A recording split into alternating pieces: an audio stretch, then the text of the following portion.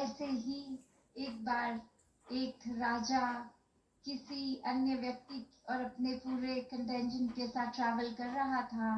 और वो एक व्यक्ति गांव का जो था, उसको ये नहीं पता था कि जिनके साथ मैं ट्रैवल कर रहा हूँ वो हमारे ही राजा हैं। और वो एक उस समय जो पुराने टाइम पे जब सिर्फ हॉर्सेस पे ही ट्रैवल करते थे, वो धीरे धीरे उस व्यक्ति का हॉर्स आगे बढ़ते बढ़ते बिल्कुल उस राजा के साथ आ गया,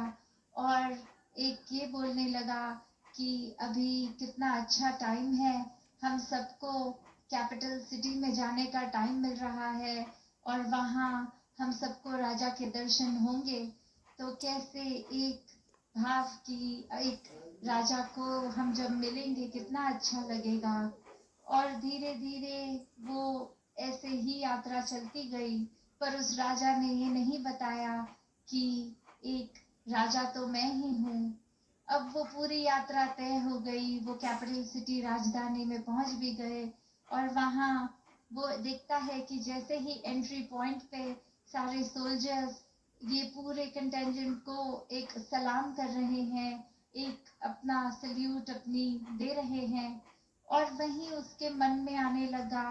कि ये तो ऐसा किसी नॉर्मल सिटीजन के लिए तो होता नहीं है, तो ये हम में से ही क्या कोई वो राजा है। और वो और थोड़े ध्यान से ऑब्जर्व करता है, तो वो अभी भी क्योंकि राजा के साथ ही उसका घोड़ा, और वो कह रहा है फिर कि अपने साथ वाले व्यक्ति को कि अब तो यही मतलब निकलता है, क्योंकि सब यही देख के सल्यूट कर रहे हैं कि या तो राजा आप हो या मैं हूँ, क्योंकि एक अदरवाइज ये नहीं इस तरह हमको एक सम्मान मिलता। तो कैसे फिर एंटर करके उसको भी समझ में आ गया कि जिस राजा के दर्शन करने के लिए मैंने इतनी लंबी यात्रा तय करी, वो राजा तो स्टार्टिंग पॉइंट से इस एंड पॉइंट तक मेरे साथ था,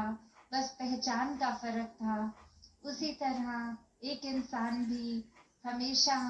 सिर्फ ये पहचान न होने के कारण ही एक भुलेखे में रहता है कि परमात्मा कोई यात्रा तय करने के बाद मिलेगा, या कोई हम अपनी लाइफ की किसी स्टेज पे होंगे, बुढ़ापे में शायद पाठ पूजा करके मिलेगा। पर एक परमात्मा तो हर समय ही अंग संग है, इसको किसी भी पल प्राप्त किया जा सकता है,